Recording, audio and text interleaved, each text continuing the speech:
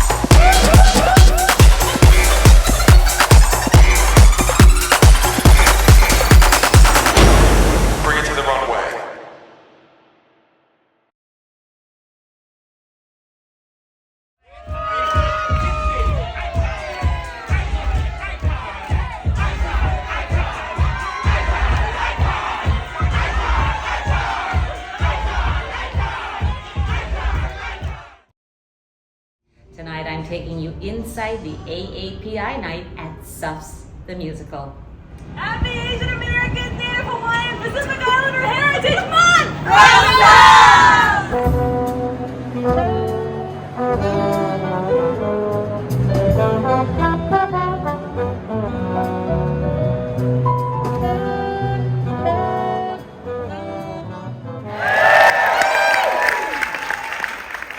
I'm David Henry Hwang, and welcome the AAPIs of SUFFS. Kim Blanck. Jaygee Macapugay.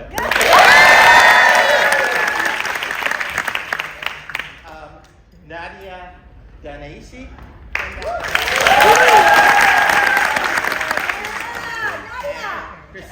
Heesun. Hwang. Thank you all so much.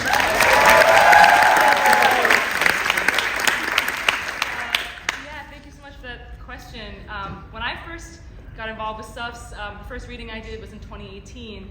And in those early readings, there was an Asian actress playing Ruja. I was in the ensemble at the time. But my first experience of Ruja was that she was an Asian woman. She was Polish, but she was also Asian. An Asian immigrant. That's what it read like to me, you know. So it feels so special to enter it at this with this particular stage. I mean, for me, like Ruja is almost canonically Asian in that when I first met her, she was played by a Chinese actress. So my way in is I feel like so much of this character is I'm stealing from my mom, who's an immigrant from Taiwan, and so in my mind she is Polish and she's also Chinese just by the virtue of I'm inhabiting her for the moment. So yeah, that's my way in. Cool. Jaygee? Yeah, I was part of the production in 2022, and I play actually Molly Hay instead of Wilson. And what's interesting is I had found out in different incarnations of the development of SUFFS is that Molly Hay was always played by an Asian actress. And it made me think, when I was first starting out in the business, a long time ago, there was colorblind casting, that was the term. But then I had thought that since they had always kept the character Asian, whether it was a coincidence or not, it made me think about the term color conscious casting. And I appreciated that because it was the team wanting to make sure that it was being cast in non-traditional ways, and it made me excited to be there and also to acknowledge that when I am on stage, I'm a Filipino American playing these roles, so I'm bringing my lived experience into it. And that's also what I did as Woodrow Wilson, that like my idea, I've had to marry the idea of what it means to be powerful through how typically white men show power, but also being a Filipino American, we also show our power through comedy. And so trying to be able to marry the two in a way that also brings together the purpose of what our show is trying to do is a challenge, and it's still a challenge because this is my 4th time playing Wilson. But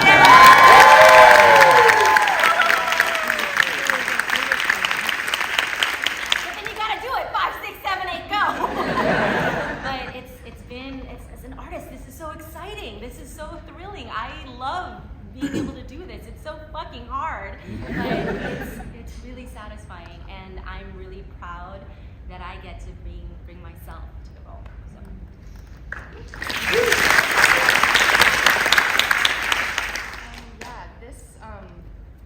I did the workshop with the public right out of school, and I mean, it just blew my mind the trust that the creative team kind of put in me, the trust that they had in me to be able to do this role. And I felt so much pressure to like do it right and do it perfect. And I was kind of like, okay, I'm playing a white woman, like, I don't know, I'm just gonna do me. I'm just gonna do me, and I'm gonna like, bring my authenticity to like the student that Doris is, and her eagerness and her, being awkward around boys. Like, I know what that is. It was really beautiful to like I didn't think about it at first. I was just doing the role. And then as I started doing more research and learning, being like, oh, obviously Doris is a real human, and like, you know, what were some of the other things she did in her life, and just learning about her journey.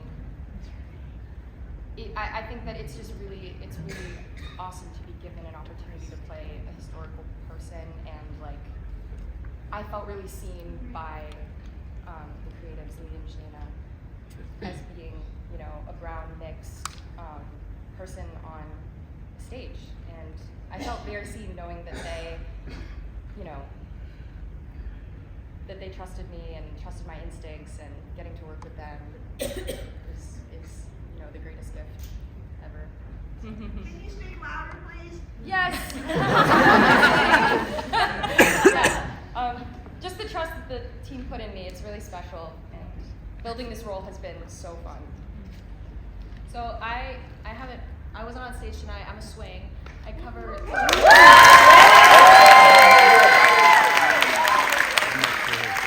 get the honor of covering not one, not two, but 6 people. Which is I mean, I'm a very candidly. I cut to the chase a lot when I come to these projects, just because my own, as many other Asians, introductions to being a performer in theater is very, at times, exploitative. So I went to my associate director at like day 3, and I was like, okay, Lori, how do I play a white woman on stage? What does this mean? Because that is, I have to play a Ruja, I have to play a Molly, I have to play an Inez or a Lucy. And so many times I've felt my Asian body be exploited for the sake of entertainment, and I didn't want this to be another case. Actually, I've heard the term a lot in this industry as an Asian person, which I think is ridiculous, being called like ethnically ambiguous because we're, I don't know. I always tell people, I'm like, there's nothing ethnically ambiguous about this. When I'm on for like the Speaker of the House, that is Seth Cho. That is there's no Johnson or Smiths here. You know, like this is. I am Korean American. I'm so proud to be part of that. And the great thing is I'm still discovering what it means to be an Asian body on the stage. I don't think I have an answer yet, and I think that curiosity and the constant questioning is actually important in our industry as Asian Americans, because we're often overlooked when we don't ask those questions, and kind of, I had to learn the hard way to step out of my own comfort zone and ask these questions and say, how am I gonna show up as an Asian person with the privilege to be on a Broadway stage? And then also tell the story with as much truth and care as I can. So that's my like loop around answer, which is I still don't know, and I'm figuring it out.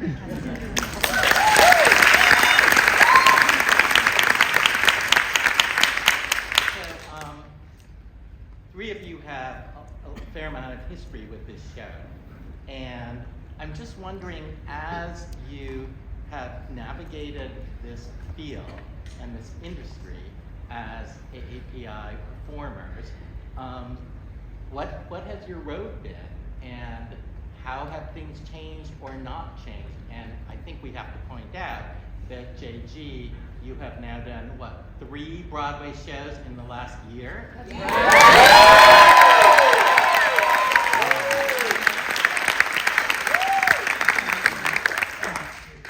Here Lies Love.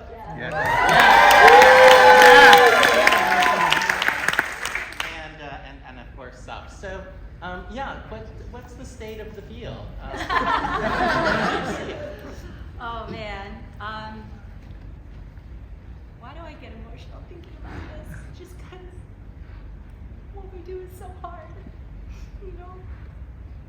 And when I go into every audition, I try to tell myself, just tell the story. Just tell the story, and I hope that the work speaks for itself. And I try to separate my ethnicity from these auditions, and I'm just very, I'm also super persistent. I don't give up, you know, I'm kind of relentless that way.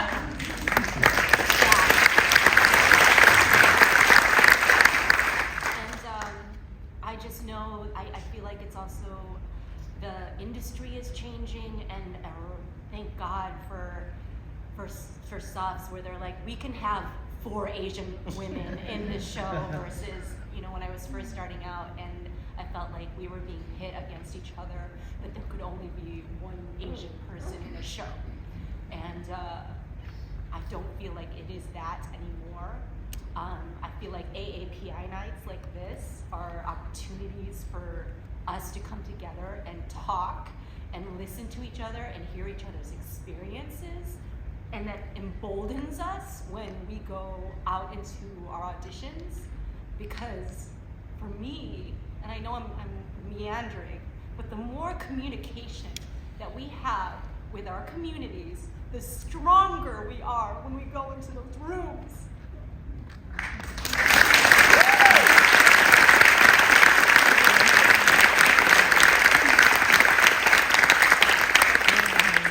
So whether it's at Shucked, where it's a down-home fun kind of show, or like Here Lies Love, where it is the first Filipino cast on Broadway.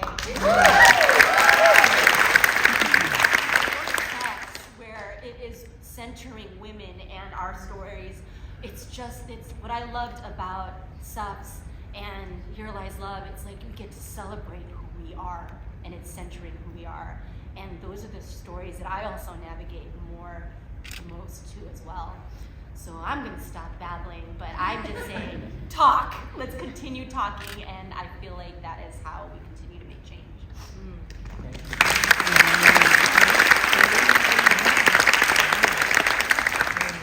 Nadia, Dandashi. Just your journey in this field and where you feel the field is now. Well, I had a really weird experience in school where I felt that I feel like I was seen a certain way, and I was given certain roles to learn and things, certain roles to expect to audition for, and certain shows to expect to be a part of. Aladdin. Just in general, and like I think that college just kind of messed with how I saw myself as a performer, because I was never quite sure where I fit in the industry. And I didn't, and I almost left. The pandemic hit my junior year, which also kind of, shot my confidence and all the things, and I was like, I just don't know if it's worth fighting for if I don't even have a clear path, or, I don't see myself clearly in this industry, and it's just frustrating, and, I just lost a lot of hope. But then, finished school, and again, SUFFS was just this incredible gift where I felt so, everything about it I was drawn to. And then even just down to the music and the singing and how people expected me to sound in school or when I went into auditions, like, I feel like my voice never quite fit what people wanted it to be, and it was just always very frustrating. And Shayna's music is written so beautifully, and I felt like I finally found material that I connected with, and it's just really rare to like feel that way. And I when we started doing it at the public in the early workshops, I was like, oh, for the first time literally ever, I feel confident in a black box theater with some of the most intimidating, like, not intimidating, but like I've looked up to so many of the people in the room that I was with. And I was like, well, how come I feel so comfortable, so seen? I've had like such bad performance anxiety throughout school because I didn't feel like people believed in me. I didn't feel like people understood me or knew where to put me. But I just felt incredibly seen in that room. And I feel so spoiled to have this be like my first, professional gig experience. Like, it's just because it's such a remarkable place to start, and to give me that confidence of like feeling seen and feeling understood. It was really special. It was everything I needed to have faith in the future of this community and this industry, because I really didn't. And yeah. I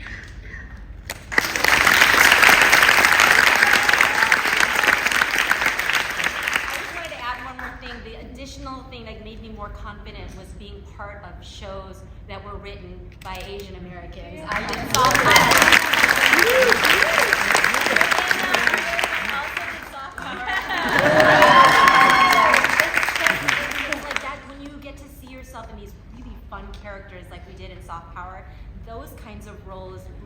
into when you go into your next audition, because I'm playing really fun, powerful characters in soft power, and the more work that you do also bleeds into the other projects that you audition for. So, Thank you. I think the thing that shocked me, I don't know if y'all saw that Playbill article that's like, all the Asian Americans like breaking history in theater. The thing that kind of shocked me recently was finding out that there's only been 2 Asian women acting awardees, and it was Lea Salonga for Miss Saigon, and then Ruthie and Miles for The King and I. Right. And it just made me, I was like, okay, there's 2. But there's 2, and it's for 2 shows written, not for Asians, but not for Asians. You know what I mean? And my first experience was, I just turned 20 and I did Miss Saigon on tour as Kim alternate, and I kind of just like jumped into this role that's been like lauded as like, I feel like everyone's been a Kim at some point. I feel like if they're an Asian woman, and we all say the same thing. I literally live. This is so crazy. I live with the Kim alternate from Bravo. Like we're roommates.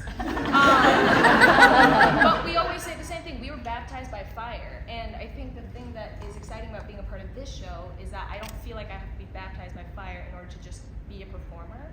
And I still get really frustrated with, it's 2024 and that was only 2 years ago that I had to do that show.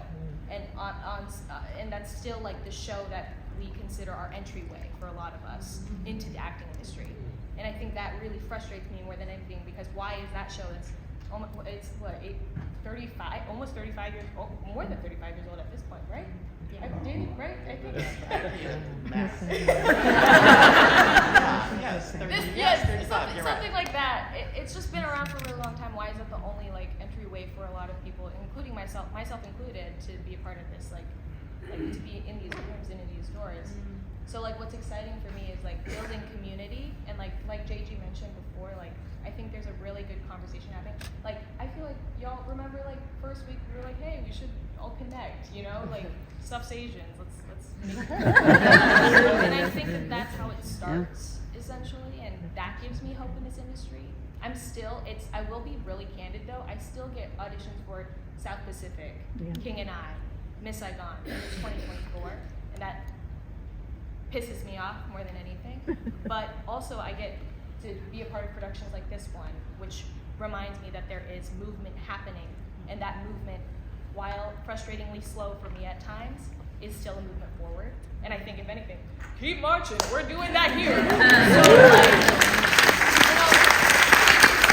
like any movement is a movement as long as we're moving forward, as long as we're making that motion. I feel that's why I'm crazy enough to stay in this industry and keep doing the thing, you know?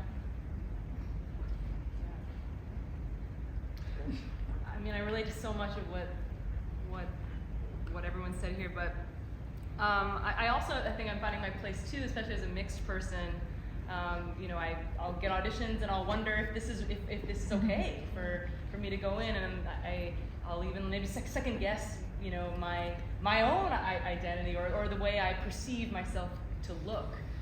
So it's very complicated. I've been thinking about, you know, Miss Saigon and the I'm sure the broad range of diaspora just even existing in casts like those.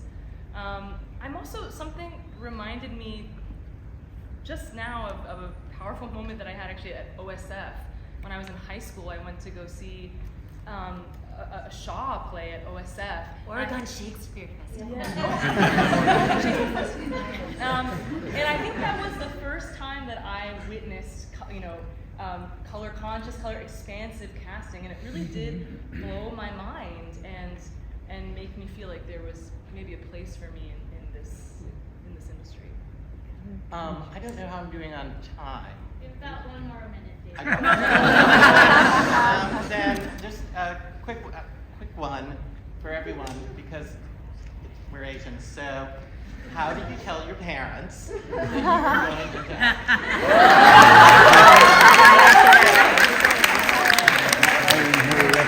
How did you tell your parents? Yeah. I said I will be quitting the violin next year. Yes, I've done all the Suzuki books, and I want to try something new. My mom is my That works. biggest cheerleader, Yeah. even though I put down the violin. Well, she does still complain about that. Jaygee, we'll just go down the line. It was Chicago in I was working at an ad agency in Chicago, and I told my mom after I took a leave of absence from working at an agency because I was super depressed and I didn't know what I wanted to do. I auditioned for Disney World on my day off, and they hired me on the spot, or they offered me the role on the spot and asked me to move to Orlando, Florida. And I was so sad at the time. I was so depressed at the time that my mom was just so happy that like there was something that was making me happy and like that was gonna get me out of my funk. Why am I crying so much? Okay. But I literally like moved to Orlando, Florida, and I worked at Disney World as a singer, and that's what started it off. And thank God for supportive parents that was willing to do that. And if you don't have supportive parents that want that, then go to your chosen family, because there are people there that will support whatever dreams you have. That. I feel like I did theater and dance and like everything growing up, but my parents were like, oh, you know, this is a hobby, this is a hobby. And then when I started getting more, I guess when I started getting older, when I got into high school, and I was like, oh no, I really do want to do this. They were like, okay, like, you know, yeah, they're just shaking. Like my dad's so nervous, like his hair like falling out. He was like, no, she's not gonna do it. And then like I was like, okay, college, I have to audition for things. I have to like, I'm serious. And they, you know, my mom was my cheerleader at the time, but my dad was just like silent anytime I brought it up. And then I was like, no, like I'm gonna go to college, it's gonna be fine, it's gonna be fine. And then when I got into a school, he was like, okay, if she, you know, like fine, do your thing. And it took him a while to get on board because he's worried, but now he's happy.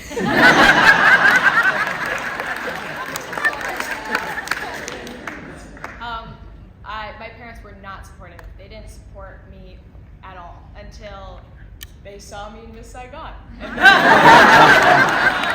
After shooting myself on stage, I remember my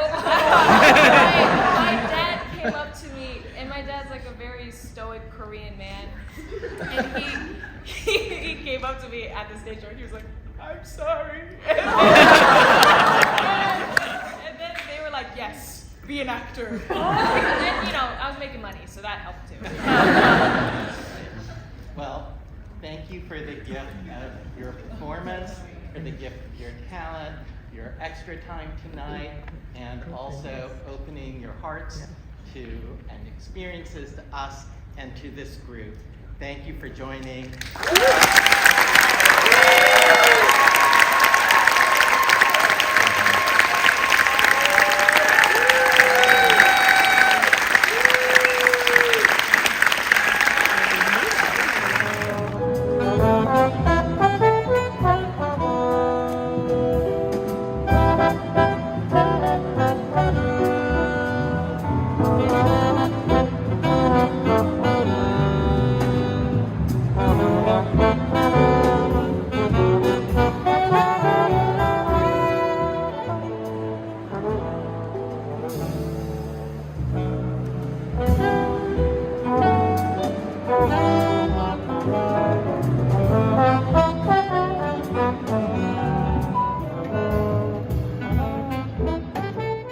Thank you for joining me for this edition of Backstage Pass with Lia Chang.